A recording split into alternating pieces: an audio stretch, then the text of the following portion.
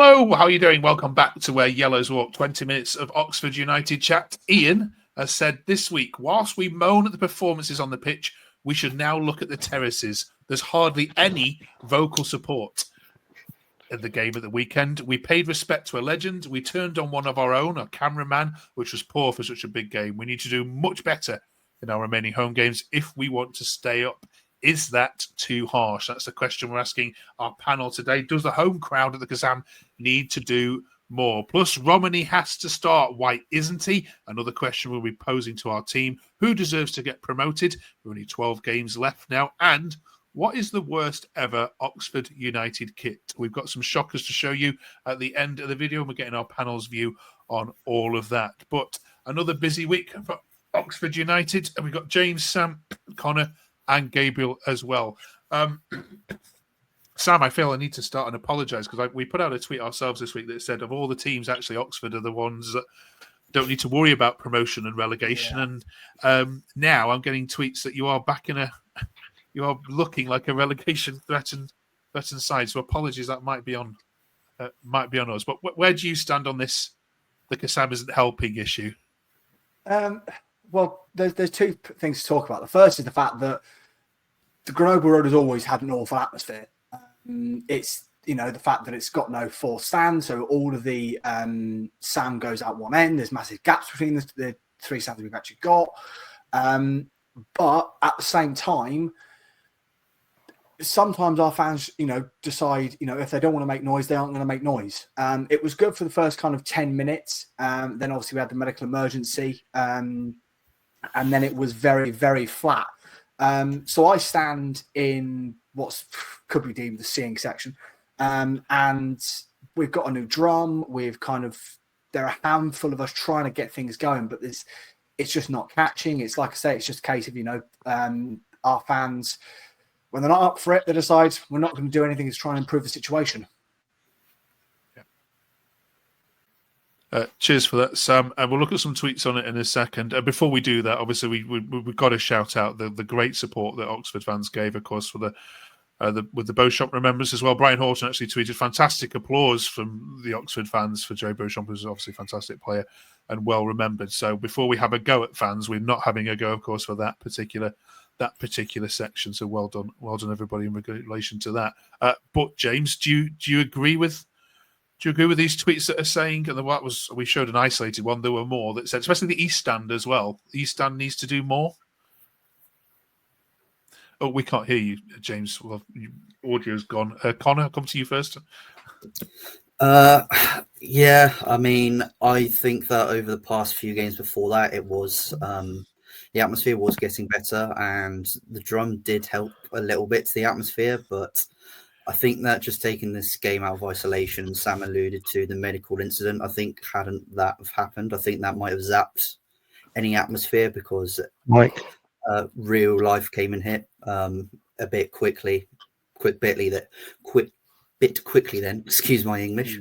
And with all attention being turned into the cameraman, I'm not sure, wrongly by the way, for all the energy that was in that East Stand was taken out on someone who was just following rules. But I'll be honest, that's why I sit in the North Stand, because the atmosphere is better because of the away fans. How's that audio now? Working all right? We got you spot on. Yeah. Cheers. Yeah. Thanks for that, Connor. Shane says, if only the Ace Stand putting as much effort back in their own team and players as they did abusing a poor innocent cameraman. Pompey fans put ours to shame. They backed their own for 90 minutes. When we do sing, it's only about the opposition or the ref. James, is this too harsh or is it? No, it's not. But it's been, as I was saying, without my speaker working, I've got a lot more grey hair than these lads, and it's been a problem since we're at the Manor. Right, we'd have games where you're looking around thinking, "I'm one of four people shouting here." Just kind of, Oxford are a fan base, are very passionate, but they like to follow, right? They like to follow other people. And what you really need is a couple of individuals who can bring these things up. And the times we've had best support is we've got people trying. The trouble with the drum, while the drum does impact the atmosphere and kind of adds rhythm and some interesting kind of features, it dwarfs out any of the other songs from the other sides. and it's starting to become a bit of a them and us thing going on. We've always kind of had that between the kind of left side, right side, but it just seems to drown it out. The times we've had the best atmospheres has always been something driven on the pitch, right? And I think this is one of Oxford's weaknesses, is that it needs the players to instigate the atmosphere, right? And when the players push on and kind of show effort, the fans can be brilliant and get behind them, and there's amazing singing. We've had some brilliant nights at the Kassam, but it needs the players to do something. At the moment, whether it's Rowett-ball or whether it's the nervousness of where we are, the crowd is tense and they're waiting for something. They're waiting for someone else to sing. They're waiting for the drum. They're waiting for the players. And that's just the fan base we've got. We like to wait for someone else to do it, right? The people going for the atmosphere, you have to keep going and not give up because it is valued. But we need something on the pitch to get going. It's interesting you mentioned Rowett-ball because that was another point I was going to raise that people have been messaging about. Ben, I'll read this one here. Jeff says the fans are probably getting fed up with the negative football we're playing. Where's the attacking football that's needed that will lift the crowd? Ian said Rowett's football is always the same. Ben says I agree on the noise. It was terrible in a game, but the team really needed a lift. I'm genuinely embarrassed. We really need to find that noise we're so capable of making. Gabriel, these people have a point? I mean, Rowett football is never exciting. We did say that right at the very start before you appointed him, but is the style of football now having an impact on people's enjoyment and engagement? Well, I think as soon as Gary Rowett came in, everyone knew the football wasn't going to be exciting, free-flowing, but as long as it would keep Oxford up, then the fans would be content with it. But I think certainly over the last couple of games with the lack of goals, especially, it's not been ideal really. It's not been the best, but I think it's one of them really. As long as it gets results and keeps us up, no one cares really. Okay, Sam, do you agree with that? Do you as long as you get the points and the win, that actually sod entertainment? I mean, so there's two parts to this. The first, obviously, is that results are the most important thing at this moment in time. We need to stay in the division. But I disagree with the fact that, poor football. There've been really attacking moments in, look at the game on Saturday. Yeah, it took till late in the game, but those players got a rocket out their backsides. We were on top for the majority of that of the second period until Portsmouth get their second goal, and we have some big chances the boys don't put in the back of the net, and we could have been 2-1 up by that point, but it points are more important. If I can just very quickly kind of when out onto some of the lads and the thoughts on the Portsmouth game, Mark, I just want to very quickly kind of disagree on the thing of I see all these comments quite a lot about kind of atmosphere is terrible and we need to be better and all this kind of thing. And I'm not generalizing, but I'm going to say it does seem to be a common thread that sometimes it seems to be the same people complaining that aren't actually helping it. Because I know for a fact, with all due respect, James, you're saying about the difference between the left and the right side of the East Stand. When on the right side, when we've been trying to make, we've got the new drum, we're making all the noise and stuff like that, and the left side aren't making any noise at all, and they'll go quiet for large periods. Yeah, I mean, I'm right in the middle of right at the back of the left side near the central kind of divider, and we're trying, right? And I think what we've missed since the drum is the drum kind of drowns out that point of silence where someone else can start a song. We haven't had the Yellow Submarine song at all, and I think that's always a good one to get people going. And I'm not criticizing people who are trying to make the effort. We've inserted, so many different groups have tried, and you've just got to keep going and not get too upset about criticism, because you're right, it is the same people.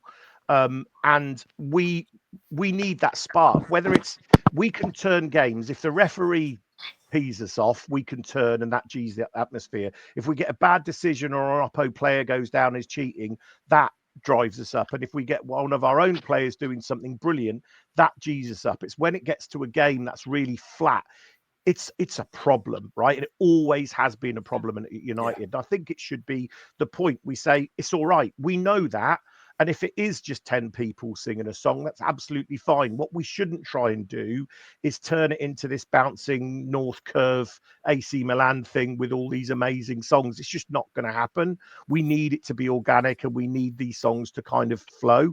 Our repertoire of songs has also diminished over the recent period. We used to have loads of different songs, and now it just seems to be the same 3 or 4 things, and they're really good and the rhythm's good, but a good old Come On You Yellows or stuff like that, it's getting drowned out because of the drum. I don't know what the answer is, right? And I don't want to come across as someone saying the right side isn't making the effort.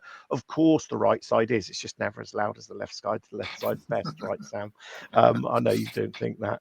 And I think I saw you at the beginning when they were pulling out the flag trying to G someone up, right? And I thought if you were down the front, and I thought that's absolutely what we need, is we need someone down the front of the stand turning round and giving people a kind of instruction. Oxford fans are really good at following orders and following instructions, just very bad at kind of coming up with it's all bloody hell, someone else will do that. I don't want to sing, but I'll clap along.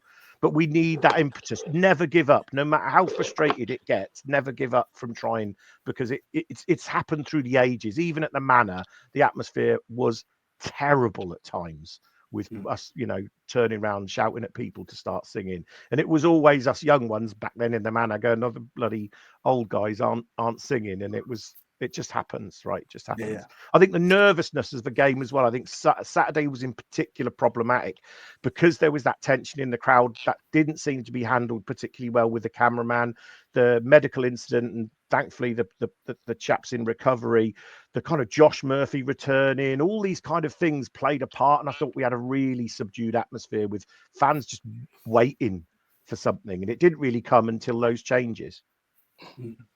All right, we'll move on from this debate, but it'll be interesting to get your thoughts in the comments. Please let us know. Our second debating point is about Romeny. Connor, here you have your record signing. I never expected him to be starting games. As this tweet here says, I'll come to you and ask why. Isaac says, not good enough, awful team selection again, can't score a goal. Romeny has to start. Phillips has to be left at home.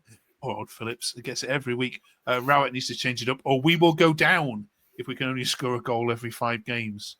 Connor, do you agree? Why isn't Romeny starting? Let's take this apart bit by bit. There's a lot to unpack there. I think that come West Brom, Romeny is going to start, but not necessarily for the player that people think. I still think Harris is going to start, but it will be in a number 10 role behind Romeny. And if we get to that point, I'll explain my point later on in the video. I think he has to start. His first game against Stoke, he showed glimpses of what he could do. He had that opportunity, but it was a very tough opportunity from a wide angle, and I'm sure that he had anxiety rushing through his blood.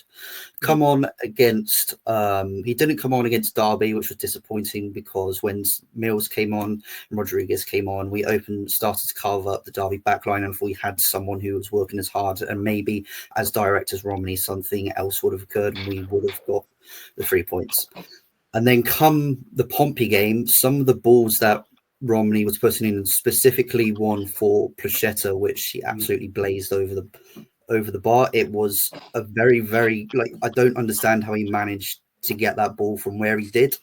And I was listening on to another Oxford podcast this morning that some of the clips that you've seen from Romany in Eredivisie, they're not as good as how he's been performing recently, even though he's come on for cameo spells. So I think that what Rowett can do, he can dispel. He doesn't listen to the outside noise, but if he doesn't pick Romany to start on Saturday against West Brom, those calls and rumours that he doesn't fancy Romany are just going to get louder and louder and louder. And I think that's a focus that the club, especially the fan base, really doesn't need. And we need to be focusing everything that's happening on the pitch rather than stuff that's going on that we don't know about. Okay. Let's have a look at this fan-made suggestion for the West Brom game. Gabriel, Jacob said Placheta looks burned out at the moment, so would probably play Matos in the 10 and Goodrum out wide. What would you do? First of all, do you agree with this starting lineup? And if not, what would you change? I do relatively agree with that starting lineup. Yeah, I think with Placheta, he does have moments in games where he shows quality, but I think he's only really had two to three games where he's particularly shone as being a really standout player in this team. And I think he has been playing quite regularly recently, so I think it would be ideal to give him a rest. But I do agree with Goodrum coming back in. Obviously coming back from injury, I think that's a good option to have. And Mills coming back into the team, I like that idea as well. Okay. And yeah, that's the team I would certainly like to see start on Saturday. But whether it will, we obviously won't know. But no, I'm definitely along the lines of picking that team, I reckon. Okay. Sam, do you agree? Yeah, it's a definitely more interesting approach because obviously, we know the.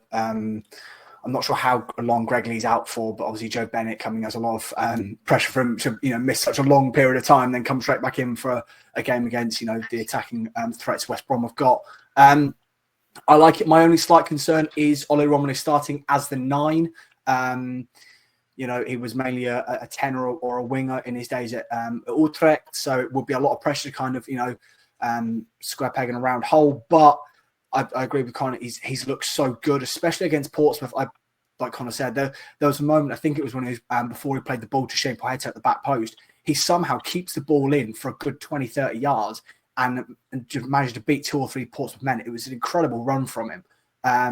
He definitely deserves a start, I think. And yeah, I think maybe Shemi does need a rest because he's been, with the speed he can run at and the fact that, he's constantly getting clattered. It's going to take a toll on a player who has had such, consistent injury issues throughout his career. I could fill another whole slide of tweets that said, why does he keep bringing Phillips on as a substitution? I'm sick of this. He's not learning. He's not listening. Very quickly, James, because we did it last week, so I'm not going to do it again, but I can't ignore what social media is saying. It's what we do here. We run through the themes. Is it going to come to the point where people are going to lose trust in Rowett if he keeps on bringing on a player which clearly isn't contributing? And I'm a neutral, and I watch every game, and I can see in the glimpses of what I've watched that isn't really doing it. Yeah, you had that tweet in earlier where Rowett, Phillips should be left at home. I'd gladly have him left at home and then lock the doors and take away the keys. I mean, it's kind of unfair on him, but he just looks like a player that can't really be bothered. And I mean that from when the ball comes to him, it bounces off. He's not taking his chances, and he doesn't seem particularly fussed, right? There are some other players, when they miss a chance, Mills had his head in his hand afterwards, and he looked absolutely distraught, right? And you get other players who seem frustrated. With Phillips, he kind of went over the ball went over the bar, and he kind of went, oh, like that. And you're like, this really means something to us. This is an important point.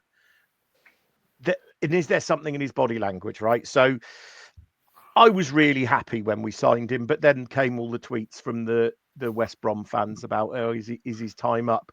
And it kind of reminds me a little bit of the Dembele tweets we got from the Brum fans, all saying he's not all that, right? And then I'm kind of looking at those now thinking, I wish they weren't so right. But yeah, Phillips, whether there's trust in Rowett or not, I think Rowett's in a bit of a hard place, right? Because he's not got a lot of other assets.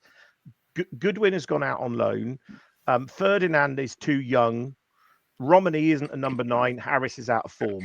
What else are you going to do, right? So that, I don't think it will be a problem for Rowett. It's not like he's got stacks and stacks of options there. Okay. But playing him in a wing role is not a thing, right? Not a thing at all. No. Okay. Last one, Connor. I promise. Brannigan's Magic said, whatever you tried, don't do it again. Setting up defensive against teams in our mini league at home isn't the way forward. It was a mistake not recalling Curry. I'll get your view on that in a minute. Mistake not adding depth to the strike force. Turning us around and then club makes decisions like that is absolutely baffling, really. Your thoughts, Connor? Plus any other thoughts on the game we've not covered? Yeah, it's just been a bit of a turn because Rowett used the first 3 games, barring Millwall, he was very pragmatic with how he was. It wasn't how we expected. We expected it to be like it is at the moment, to be absolutely honest. But it was attacking. It was nice. There was little changes. It was free flowing. It was direct. It was actually quite enjoyable to watch. And then I don't know what's happened. Whether something's happened. Whether he's given different players different instructions. But it's just not happening. And with regards to the ball going in the back of the net, I think that it's quite a multifaceted thing. Not just that Harris stinks or that there's not enough deliveries, because there are players that are getting the service, but Harris also isn't sticking the ball in the back of the net. He's a third-rate. I think he's a third-choice championship striker at best, in my opinion. He's had some opportunities, and it's been going on since September. Yeah. And that Bristol City game. That's where everything has just gone. If we had a striker in these past 5 games, bar probably maybe Derby and Burnley, which were horrid on the eyes, we might have picked up, maybe turn a loss into a draw and a couple draws into wins. And then the next point, what was the other point the old boy said? Setup, recalling Curry, yeah. Recording Curry, that was the one. I'm very much in the camp that's very much captain hindsight, that we should have recalled Curry now that we have we have 2 left backs, but someone who's a left back is currently our best player playing at centre half.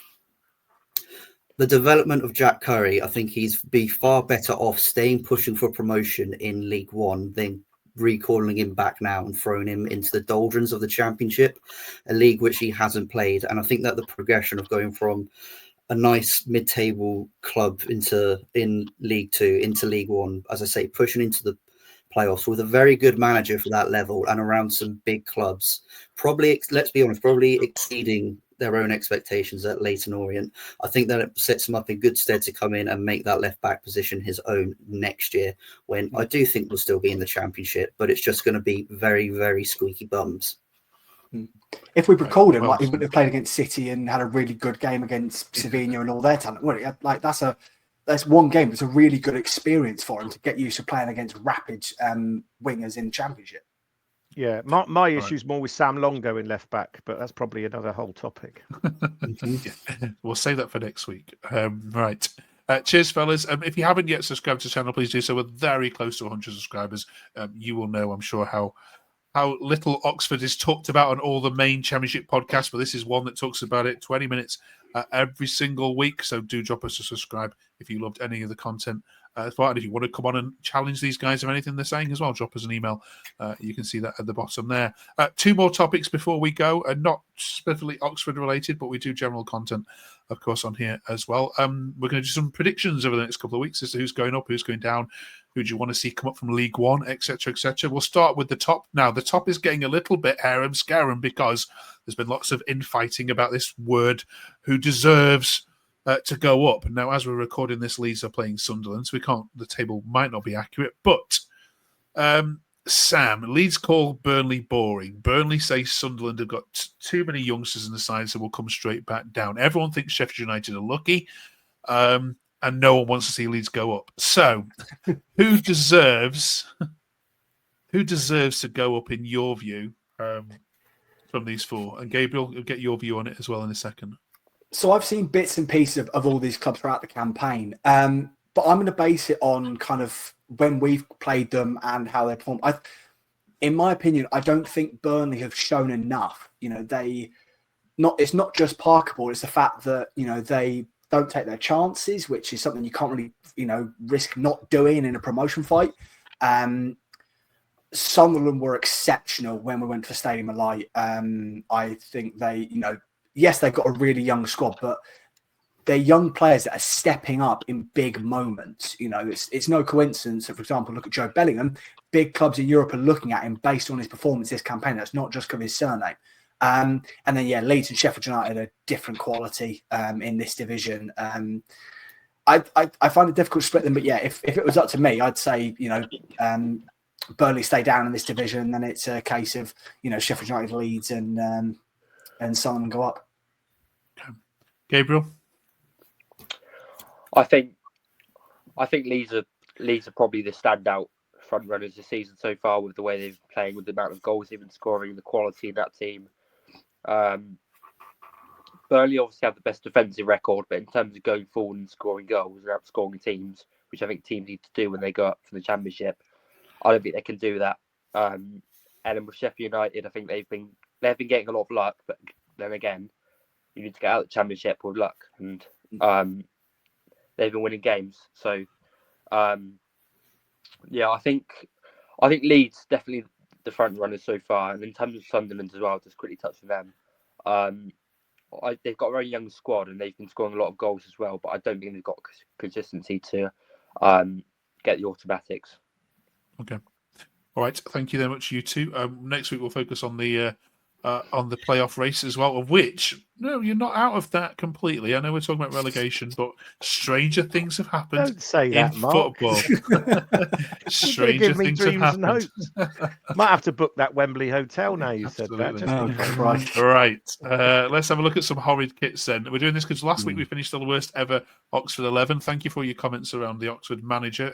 These guys put forward. Let's look at some horrible kits. There's a couple. Does anybody own any, by the way? Have you got some hanging behind you there? Some of them look pretty nice, actually. Yeah, those two are quite good, but we have had some thinkers. Yeah, let's have a look at this one. I mean, this does not scream Oxford to me at all. This is from, now where is this from? Away kit. This is a away kit from the 93-94. Well done, sir. Your knowledge is superb, yeah. 93-94. Yeah, and the home kit that went with it that season, I think, was this one, which, again, is just wearing that one right now, actually. Yeah, just too busy. That's a classic. Who's wearing that one right now? You got that one on? Yeah, I've got it on, yeah. Let's have a look. I'm wearing my jumper over it, but you could. Okay, all right, fair enough. Okay. Yeah. Classic. Right, and then a couple more that we got sent. Thank you for these. Yeah, there's the winners. The losers. That animal act is horrific. Made up sponsor an orange kit and that horrible washed out relegation kit. Yeah, there's the winners of the crap ones. I mean, when this came out at the time, was a fury of the yellow changing to gold? Yeah, I mean, Domino, it wasn't even Domino Pizza, it was Domino Internet, which no one had heard of. And then Anima Lattes, that was just completely made up, some kind of tax dodge, I think. Well, it was just dreadful. I think that Animal Lights. Allegedly. I think that Animal Lights one, we just signed Dave Kitson and they said, see his hair colour, make it that. Brilliant. Okay. Right. Have we missed any, though? Let us know in the comments, please, if you can beat any of those. Cheers for that. Right. Good luck then against West Brom. Enjoy your trip to the Hawthorns. I hope Phillips gets his send off from the Hawthorns crowd. He's going to be the only person that's going to get booed by both sets of fans when he comes on. Right. Enjoy the game. We'll see you in 7 days' time to review how you get against West Brom. Cheers, fellas.